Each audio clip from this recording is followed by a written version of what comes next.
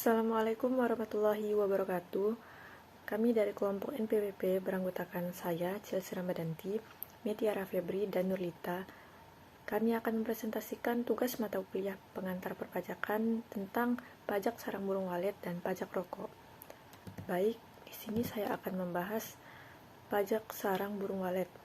Apa itu sarang burung walet? Sarang burung walet adalah sarang yang dibuat oleh burung walet dari air liurnya. Sarang ini memiliki nilai ekonomi atau nilai jual yang sangat tinggi. Karena dipercaya memiliki manfaat yang banyak bagi kesehatan dan sering digunakan dalam produk makanan serta obat tradisional. Indonesia merupakan salah satu produsen utama sarang burung walet yang diekspor ke berbagai negara, terutama Tiongkok. Oleh karena itu, sarang burung walet digolongkan sebagai salah satu objek penghasilan kenakan pajak.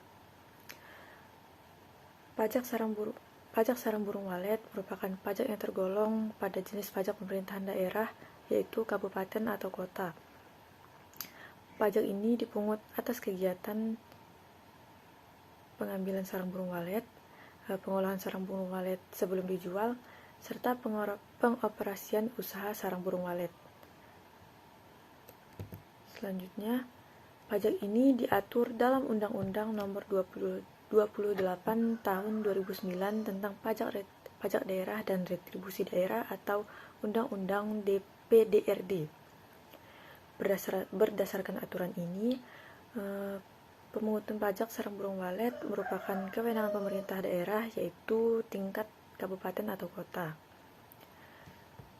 Pajak ini dikenakan dengan tujuan untuk meningkatkan pendapatan asli daerah atau PAD, mengatur dan mengawasi industri sarang burung walet, serta menjaga kelestarian burung walet. Selanjutnya ada dasar hukum. Berdasarkan Undang-Undang Nomor 28 Tahun 2009, dinyatakan pada pasal 1 ayat 35 bahwa pajak sarang burung walet adalah pajak atas kegiatan pengambilan dan atau pengusahaan sarang burung walet.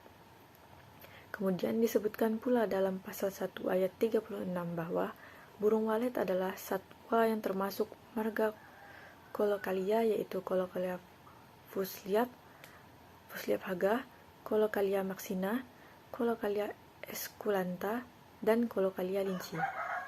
Sehingga dapat diketahui jika pajak sarang burung walet ini dikenakan kepada siapa saja, baik secara pribadi maupun badan yang melakukan pengambilan atau pengusahaan sarang burung walet. Selanjutnya, ada subjek dan objek pajak. Yang pertama yaitu subjek atau siapa yang membayar pajak. Subjek pajak adalah orang pribadi atau badan usaha yang melakukan kegiatan terkait dengan pengambilan dan atau pengusahaan sarang burung walet. Mereka wajib membayar pajak karena memperoleh manfaat ekonomi dari industri ini. Siapa saja sih yang termasuk subjek pajak? Yang termasuk dalam subjek pajak yaitu pemilik rumah walet, pengelola rumah walet, dan pengepul sarang burung walet. Selanjutnya ada objek pajak, yaitu kegiatan yang dikenakan pajak. Objek pajak dalam pajak sarang burung walet adalah segala aktivitas yang berhubungan dengan pengambilan dan pengusahaan sarang burung walet, mulai dari pengambilan sarang hingga penjualan. Apa saja yang termasuk dalam objek pajak? Yang termasuk dalam objek pajak yaitu pengambilan sarang burung walet, pengolahan sarang burung walet, serta penjualan sarang burung walet. Lalu, rumusan dalam Undang-Undang DPDRD disebutkan bahwa objek pajak sarang burung walet adalah pengambilan dan atau pengusahaan sarang burung walet. Tidak termasuk objek pajak adalah pengambilan sarang burung walet yang telah dikenakan penerimaan negara bukan pajak atau PNBP, dan kegiatan pengambilan dan atau pengusahaan sarang burung walet lainnya yang ditetapkan dengan peraturan daerah. Artinya, jika kegiatan ini sudah dikenakan PNBP, maka tidak akan dikenai pajak. Baik, selanjutnya saya akan menjelaskan tentang dasar pengenaan pajak atau biasa disebut DPP. DPP pajak sarang burung walet dihitung berdasarkan nilai jual sarang burung walet. Nilai jual ini dihitung dengan rumus, yaitu nilai jual sama dengan harga pasaran umum dikali volume sarang burung walet. Misalnya, harga pasaran umum sarang burung walet di suatu daerah adalah 15 juta per kilogram, dan seorang pengusaha menghasilkan 30 kg sarang burung walet, maka DPP yang dihasilkannya adalah DPP sama dengan 15 juta dikali 30 kg sama dengan 450 juta. Jadi begitu ya menghitung DPP pengenaan pajak pada sarang burung walet.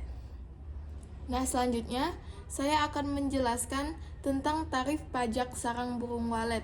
Tarif pajak sarang burung walet paling tinggi adalah 10%. Besaran pajak yang harus dibayar dihitung dengan mengalihkan tarif pajak dengan dasar pengenaan pajak atau DPP. Misalnya, DPP-nya yang setelah kita hitung itu 10 juta per kilogram dikali 20 kilogram sama dengan 200 juta. Jika tarif pajak di daerah tersebut adalah 5%, maka pajak yang harus dibayar adalah pajaknya yaitu 5% dikali 200 juta yaitu DPP yang dihasilkannya dan sama dengan yaitu 10 juta. Untuk tarif pajak di wilayah Kabupaten Sambas yaitu 10% dari nilai jual sarang burung walet. Nah, sekian ya tentang mengenai tarif pajak dan DPP. Selanjutnya saya akan menjelaskan tentang pajak rokok. Pajak rokok dikenakan oleh pemerintah daerah provinsi.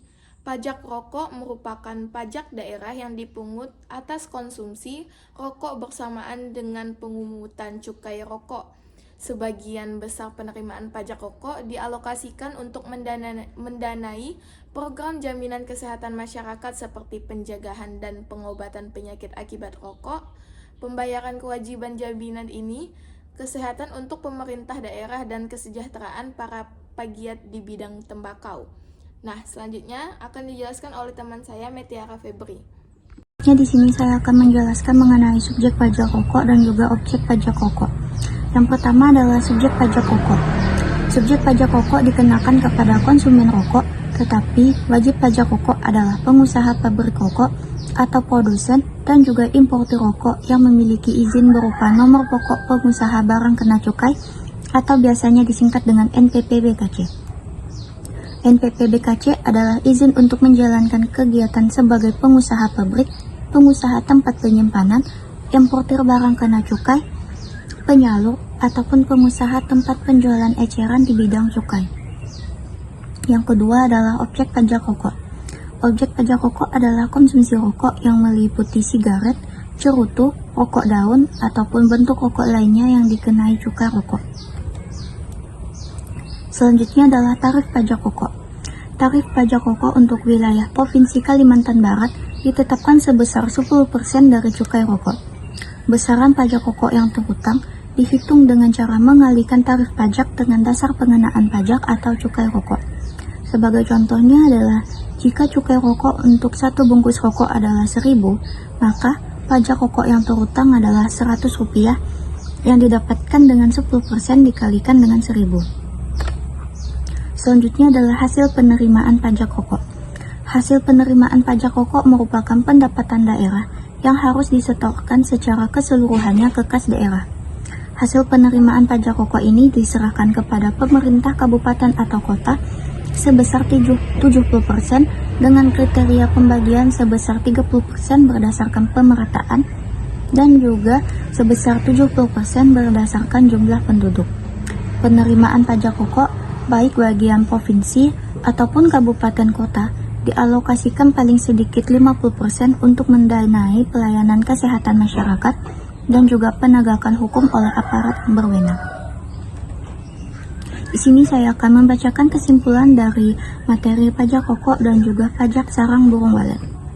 Kesimpulannya adalah pajak sarang burung walet merupakan pajak yang dipungut oleh pemerintah daerah, kabupaten atau kota. Sedangkan pajak rokok dipungut oleh pemerintah daerah provinsi. Tarif pajak sarang burung walet yang tertinggi adalah sebesar 10%.